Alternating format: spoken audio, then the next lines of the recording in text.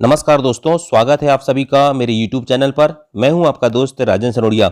देखिए फ्रेंड्स, आज के इस वीडियो में हम पढ़ने वाले हैं सामान्य हिंदी के अति महत्वपूर्ण प्रश्न।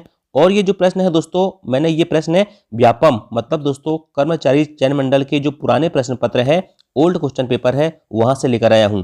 यदि दोस्तों आप वन रक्षक की तैयारी कर रहे हैं, क्षेत्र रक्षक की तैयारी कर रहे हैं, जेल प्रहरी की तैयारी कर रहे हैं या पटवारी की तैयारी कर रहे हैं, तो सभी एग्जाम के दृष्टिकोण से ये वीडियो अति महत्वपूर्ण है। और मैं तो कहता हूं दोस्तों, अगर आप पूरे हिंदुस्तान में किसी भी एग्जाम की तैयारी कर रहे हैं जिसमें सामान्य हिंदी आती है, तो सभी एग्जाम के दृष्टिकोण से ये वीडियो आपके लिए काफी महत्वपूर्ण होने वाला है।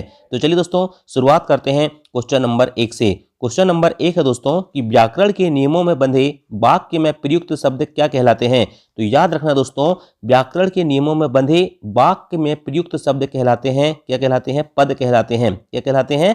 प्रयुक्त शब्द पद कहलाते हैं। ठीक है, देखिए दोस्तों, आपको ये सब चीज पता होना चाहिए कि पद क्या होता है, ठीक है, उपवाक्य क्या होता है, पदबंध क्या होता है, शब्द क्या होता है, अक्षर क्या होता है, ध्वनि क्या होता है, वर्ण क्या होता है। ठीक है, तो देखिए, भाषा की सार्थक इकाई वाक्य है।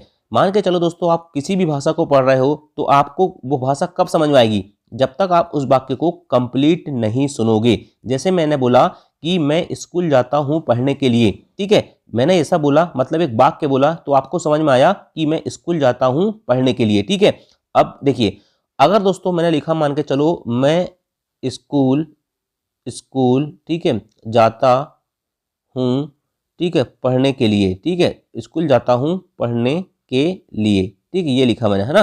तो देखिए, मैं स्कूल जाता हूं पढ़ने के लिए लिखा दोस्तों, तो याद रखना, मैं स्कूल जाता हूं ये भी हो सकता है और पढ़ने के लिए ये अलग अलग हो रहा है। ठीक है, तो ये दोस्तों देखिए, मैं स्कूल जाता हूं पढ़ने के लिए, ये पूरा कंप्लीट क्या होता है? ये कंप्लीट होता है एक वाक्य। लेकिन मैं स्कूल जाता हूं, ठीक है, और पढ़ने के लिए, मैं स्कूल जाता हूं और उसको अलग करेंगे पढ़ने के लिए, तो ये दोनों दोस्तों उपवाक्य कहलाते हैं। क्या कहलाते हैं? उपवाक्य कहलाते हैं। मतलब दोस्तों, अगर मैंने पूरा लिखा कि मैं स्कूल जाता हूं, ठीक है, तो मैं स्कूल जाता हूं यहां तक ये एक उपवाक्य है और पढ़ने के लिए दोस्तों ये दूसरा उपवाक्य है। मतलब दोस्तों, वाक्य से छोटी इकाई क्या होती है? उपवाक्य होता है।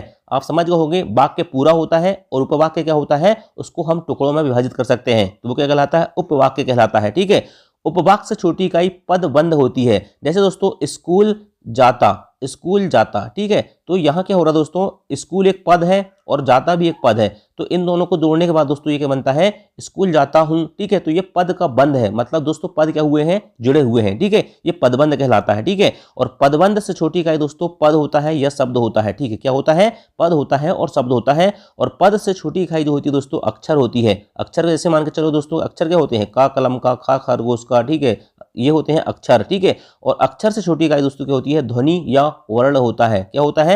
अब अक्षर से छोटी इकाई दोस्तों ध्वनि या वर्ण होता है। ठीक है, ध्वनि जैसे आप समझ रहे होंगे, साउंड जिसे कहते हैं। ठीक है, तो सबसे छोटी इकाई दोस्तों याद रखना भाषा की क्या होती है? ध्वनि होती है। इंपॉर्टेंट चीज ये है दोस्तों कि आपको ये याद रखना है कि भाषा की सार्थक इकाई वाक्य होती है, वाक्य से छोटी इकाई उपवाक्य होती है, उपवाक्य से छोटी इकाई पदबंध, पदबंध से छोटे शब्द दोस्तों पद या शब्द होते हैं, और पद से छोटी इकाई अक्षर, अक्षर से छोटी इकाई ध्वनि और वर्ण, और भाषा की सबसे छोटी इकाई दोस्तों ध्वनि है। ये सारे फैक्ट इंपॉर्टेंट है, इनको याद रखना। चलिए नेक्स्ट क्वेश्चन देखते हैं। तद्भव शब्द का अर्थ क्या होता है? देखिए दोस्तों, मैं आपको जब शब्द भेद पढ़ा रहा था तो मैंने आपको बताया था कि स्रोत या इतिहास के आधार पर शब्द कितने प्रकार के होते हैं? 5 प्रकार के होते हैं। कौन कौन से? तत्सम शब्द, तद्भव शब्द, देशी शब्द, विदेशी शब्द और एक संकर शब्द होता है। ठीक है, तो हम यहाँ बात करेंगे तद्भव की। तद्भव शब्द का अर्थ क्या होता है दोस्तों? उससे उत्पन्न। उससे उत्पन्न मतलब किससे उत्पन्न? तो देखिए दोस्तों, तत्सम जो होते हैं ना, वो संस्कृत के समान वाले शब्द होते हैं। जो संस्कृत में यूज किए जाते हैं उनको तत्सम शब्द कहते हैं। ठीक है, संस्कृत के समान मतलब तत्सम। लेकिन तद्भव मतलब दोस्तों जो संस्कृत से विकृत होकर, मतलब दोस्तों कालांतर में जो संस्कृत से विकृत होकर के हुए, विकृत होकर दोस्तों तद्भव जो शब्द बनते हैं उन्हें क्या कहते हैं? तद्भव कहते हैं। उससे उत्पन्न मतलब किससे? संस्कृत से उत्पन्न शब्दों को क्या कहते हैं? तद्भव शब्द कहते हैं। तो याद रखना दोस्तों, तद्भव शब्द का अर्थ होता है उससे उत्पन्न। और किससे उत्पन्न? मतलब संस्कृत के शब्दों से उत्पन्न। देखिए, तत्सम शब्द दो शब्दों से मिलकर बना होता है, तत् धन भव। तत्सम नहीं दोस्तों, तद्भव। ठीक है, तद्भव शब्द जो है दोस्तों दो शब्दों से मिलकर बना है, तत् और भव। तत् का मतलब होता है दोस्तों उससे, और भव का अर्थ होता है होना। ठीक है, मतलब दोस्तों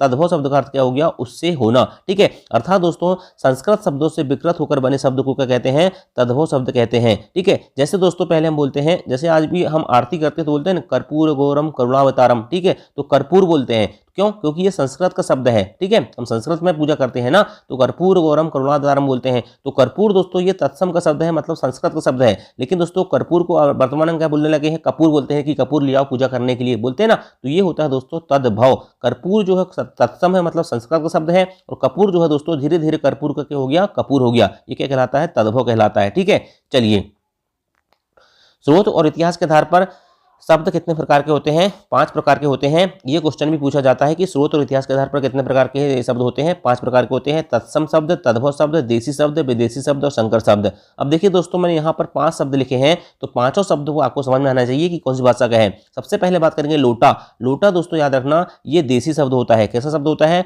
लोटा शब्द जो होता है दोस्तों, ये देसी शब्द होता है। क्या होता है? लोटा देसी शब्द होता है। मतलब दोस्तों जो क्षेत्रीय बोलचाल या आम बोलचाल की भाषा में जो शब्द प्रयोग किए जाते हैं उन्हें देसी शब्द कहते हैं। लोटा के अलावा जैसे कहते हैं दोस्तों थैला कहते हैं कि थैला भर के सब्जी ले आओ, ठीक है। लोटा जो हम पानी पीने के लिए जो इस्तेमाल करते हैं पात्र, उसे लोटा कहते हैं, ठीक है। इसके अलावा दोस्तों विदेशी शब्द मतलब दोस्तों जो विदेशी से आए हैं। अब विदेशी भी दोस्तों अरबी से भी सकते हैं, फारसी से भी सकते हैं, अंग्रेजी भी आ सकते हैं, क्योंकि दोस्तों हमारे देश में दोस्तों मुगलों ने भी शासन किया तो अरबी फारसी शब्द आए, और अंग्रेजों ने शासन किया दोस्तों तो अंग्रेजी शब्द आए। तो देखिए विदेशी शब्द जो होता है दोस्तों, मान के चलो विदेशी शब्द दोस्तों कप्तान हो गया, ठीक है। कप्तान को कैप्टन भी कहते हैं, तो कैप्टन या कप्तान दोस्तों ये कैसा शब्द है? विदेशी शब्द है, ठीक है। इसके बाद बात करते हैं हम दोस्तों संकर शब्द की। संकर शब्द क्या होता है दोस्तों? 2 शब्दों से मिलकर बनता है, 2 विभिन्न स्रोतों से। जैसे रेल और गाड़ी। रेल में दोस्तों रेलगाड़ी में दोस्तों रेल अंग्रेजी का शब्द है और गाड़ी क्या है? हिंदी का शब्द है। लेकिन क्या बन रहा है? रेलगाड़ी बन रहा है, ठीक है। तो ये क्या है? संकर है, ठीक है, क्योंकि विभिन्न स्रोतों से मिलकर बना शब्द है। रेल अंग्रेजी का है और गाड़ी हिंदी का है। इसी प्रकार से दोस्तों हम बात करेंगे तद्भव। तो देखिए तद्भव दोस्तों हाथ हो गया। कैसे?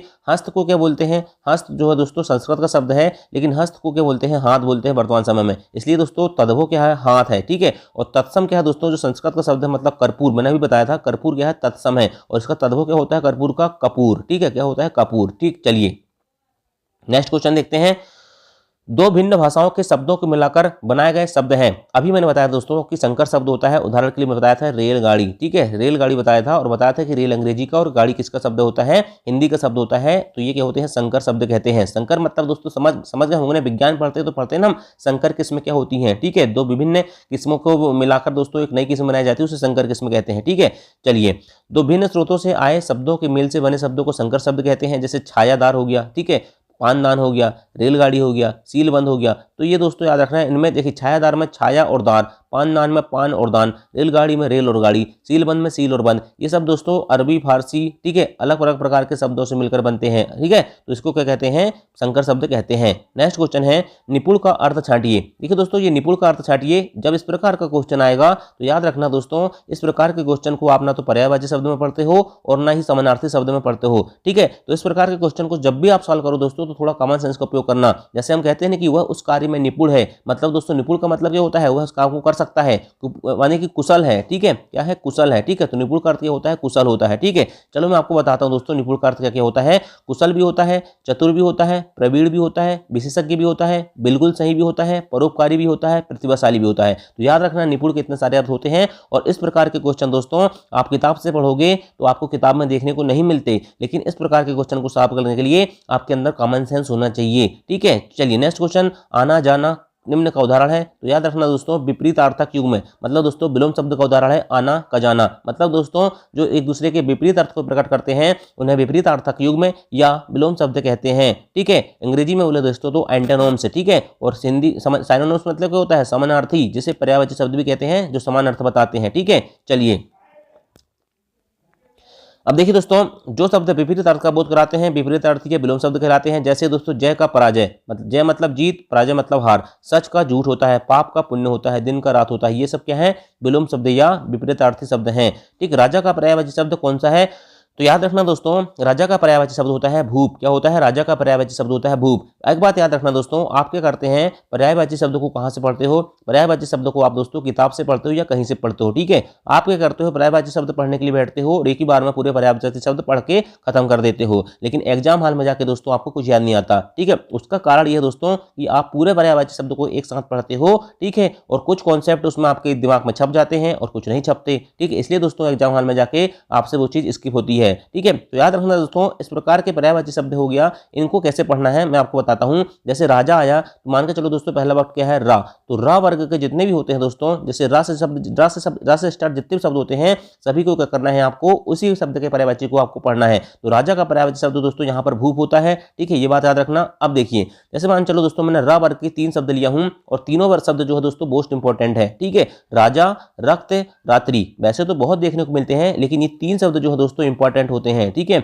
इसलिए इनको अच्छे से पढ़ना। राजा को दोस्तों भूपाल भी कहते हैं, नरेश भी कहते हैं, नरपाल भी कहते हैं, महीप भी कहते हैं, राव भी कहते हैं, नरेंद्र भी कहते हैं, नरप भी कहते हैं और नरनाह भी कहते हैं। जैसे रक्त हो गया दोस्तों, रक्त को खून कहते हैं, लहू कहते हैं, रुधिर कहते हैं, शोणित कहते हैं, लोहित कहते हैं। रात्रि को दोस्तों निशा कहते हैं, छया कहते हैं, रैन, रात, यामिनी, सरवरी, तमस्मनी और विभावरी। याद रखना दोस्तों, रात्रि का जो विभावरी है ये क्वेश्चन कई बार एग्जाम में पूछा जा चुका है। नेक्स्ट क्वेश्चन है, विष्णु का उपासक के लिए एक शब्द कौन सा है? तो विष्णु का उपासक के लिए दोस्तों एक शब्द है वैष्णव। ठीक है, ये तो आसान था दोस्तों और एग्जाम हॉल में पूछा गया है। ठीक है, इसलिए एग्जाम में पूछा गया था इसलिए आपको बन गया। लेकिन दोस्तों आपको क्या करना है, और व से स्टार्ट होने वाले जितने भी समानार्थी शब्द हैं तो आप क्या करो, किताब उठाओ। ठीक है, ओल्ड क्वेश्चन पेपर लगाने की यही चीज है कि आप क्या करो, किताब उठाओ और वा से आया वैष्णव, तो वा वाले जितने भी हैं दोस्तों उनको पढ़ लो। ठीक है, और उसमें भी आपको वो पढ़ना है दोस्तों जो आपको एक बार पढ़ के समझ में जाते हैं तो उसको छोड़ दो। ठीक है, लेकिन जो आपको एक बार में पढ़ के समझ में नहीं आते, ठीक है, उनको एक बार आप लिख लो। जैसे दोस्तों मैंने यहाँ पर आपके लिए किया, देखिए,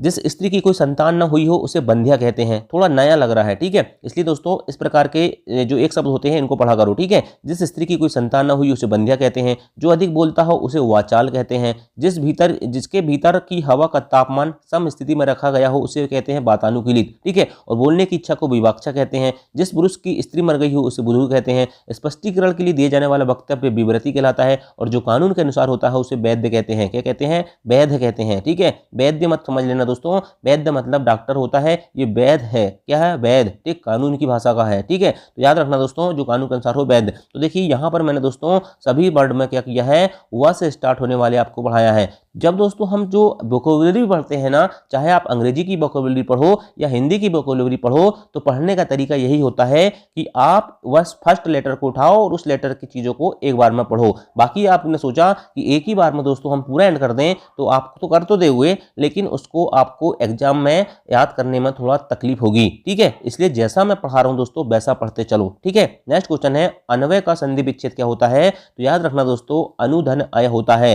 देखिए दोस्तों, मैं संधि पढ़ा था आपको। संधि 3 प्रकार की होती है, स्वर संधि, व्यंजन संधि, विसर्ग संधि। मैं बार बार बता रहा हूं दोस्तों। ठीक है, तो देखिए, स्वर संधि, विसर्ग संधि, व्यंजन संधि सब बता दिया हूं मैंने, है ना।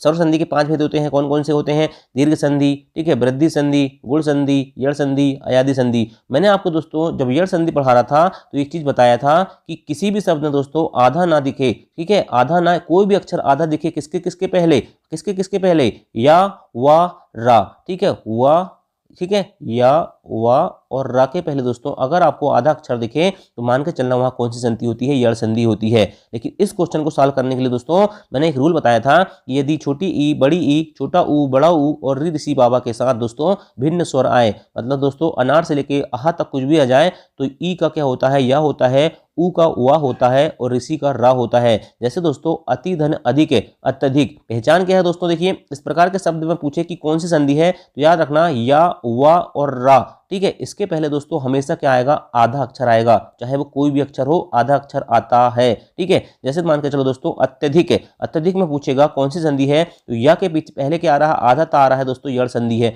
स्वच्छ में कौन सी संधि है? तो वा के पहले आधा सा आ रहा है, इसलिए यड़ संधि है। मात्राज्ञा में दोस्तों याद रखना, मात्राज्ञा को कैसे लिखते हैं? यहाँ त्रा का खेल है, देखिए, ता और रा ऐसा लिखते हैं। ठीक है, तो याद रखना दोस्तों, रा के पहले यहाँ पर क्या आता है? ता आता है। तो याद रखना या, वा और रा, मतलब या यज्ञ का, वा वजन का और रा रस्सी के पहले दोस्तों आधा अक्षर आएगा, तो हमेशा याद रखना वहां यड़ संधि होगी। ठीक है, ठीक है, क्लियर, समझ गए। और ई ऊ और ऋषि के बाद दोस्तों भिन्न स्वर आए तो क्या होता है?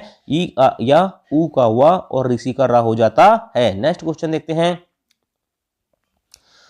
विस्तृत का विलोम शब्द बताइए। अभी मैंने विलोम शब्द आपको बताया था। ठीक है, अब विलोम शब्द देखिए दोस्तों, विस्तृत का होता है संक्षिप्त। क्या होता है? विस्तार, विस्तार मत कर देना, विस्तार तो हो ही नहीं सकता, निस्तार भी नहीं हो सकता, संक्षिप्त ये तो गलत लिखा है। ठीक है, तो देखिए कभी कभी दोस्तों आपको क्वेश्चन को कैसे सॉल्व करना है, जो ऑप्शन रहते हैं उसको एलिमिनेट करके करना है। जैसे विस्तृत का विलोम शब्द, विस्तृत मतलब आप समझ गए होंगे कि फैलना होता है, विलोम शब्द पूछ रहा है मतलब दोस्तों थोड़ा उसका उल्टा ही हो। तो देखिए दोस्तों, अवसर एलिमिनेट करना है तो विस्तृत, देखिए बिस्तर का विस्तार तो हो नहीं सकता, निस्तार भी नहीं हो सकता, और जो संक्षिप्त तो गलत लिखा है इसलिए संक्षिप्त हो जाएगा। ठीक इस प्रकार से एलिमिनेट करके भी आप आंसर क्लिक कर सकते हैं।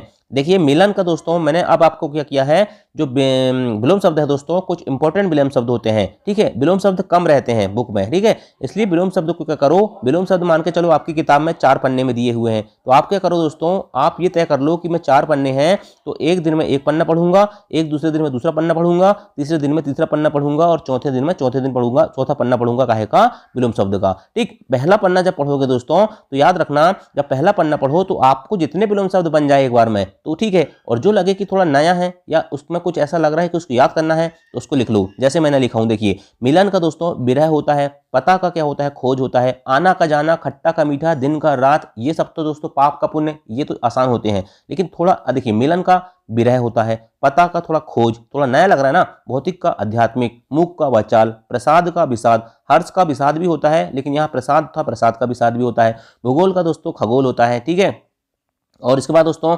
नहीं तो भूगोल का अंतरिक्ष लगा देना एग्जाम हॉल में, ऐसा नहीं होना चाहिए। भूगोल का खगोल होता है, प्रज्ञ का मूल होता है, क्या होता है, प्रज्ञ का मूल होता है, मुख्य का गौड़ होता है, प्रेम का घृणा होता है, मृदुल का रुक्ष होता है। इस प्रकार से दोस्तों आपको विलोम शब्द पढ़ना है। ठीक, आपकी किताब में 4 पन्ने हैं तो एक एक पन्ना एक एक बार में पढ़ते जाओ, और जो नहीं बनता दोस्तों या जो याद नहीं होता उसको एक बार लिख के देख लो। ठीक, चलिए नेक्स्ट क्वेश्चन, नी उपसर्ग से बना शब्द। उपसर्ग कहाँ लगता है, शब्द के प्रारंभ में, शुरू में, आरंभ में। ठीक है, और प्रत्यय कहाँ लगता है, शब्द के अंत में। ठीक, ये सब मैंने पहले आपको बता चुका हूँ। ठीक है, तो नी उपसर्ग से बना शब्द कौन सा है, निकम्मा। ठीक, अब देखिए निकम्मा, ये तो आपने समझ लिया। अब देखिए दोस्तों मैंने यहाँ 5 शब्द लिखा है, कितने शब्द लिखा है, 5 शब्द। पुरोहित में कौन सा उपसर्ग है, तो देखिए भाई पुरोहित में होता है पुरः उपसर्ग। कौन सा उपसर्ग होता है, पुरोहित में दोस्तों पुरः उपसर्ग होता है। ठीक है, पुरः उपसर्ग होता है। औनत में कौन सा उपसर्ग हो जाएगा, औनत में भैया अ उपसर्ग हो जाएगा। संस्कार में दोस्तों सम उपसर्ग होता है। कौन सा उपसर्ग होता है संस्कार में, सम। चिरायु में दोस्तों चिर उपसर्ग होता है, और विज्ञान में दोस्तों वी उपसर्ग होता है। तो इस प्रकार से दोस्तों आपको क्या करना है, उपसर्ग और प्रत्यय के क्वेश्चन को भी पढ़ना है। देखिए दोस्तों अभी बहुत इजी लेवल करा रहा हूँ आपको, अभी मैं आपको ग्रुप 2 सब ग्रुप 4 के जब क्वेश्चन कराऊंगा ना तो आपकी हिंदी में हवा में होश उड़ जाएंगे। ठीक है, चलिए तो ये थे दोस्तों इंपॉर्टेंट क्वेश्चन, आशा करता हूँ आपको पसंद आएंगे। ठीक है, और यदि पसंद आया होगा तो क्लास को लाइक करना। ठीक है, थैंक यू, जय हिंद, जय भारत।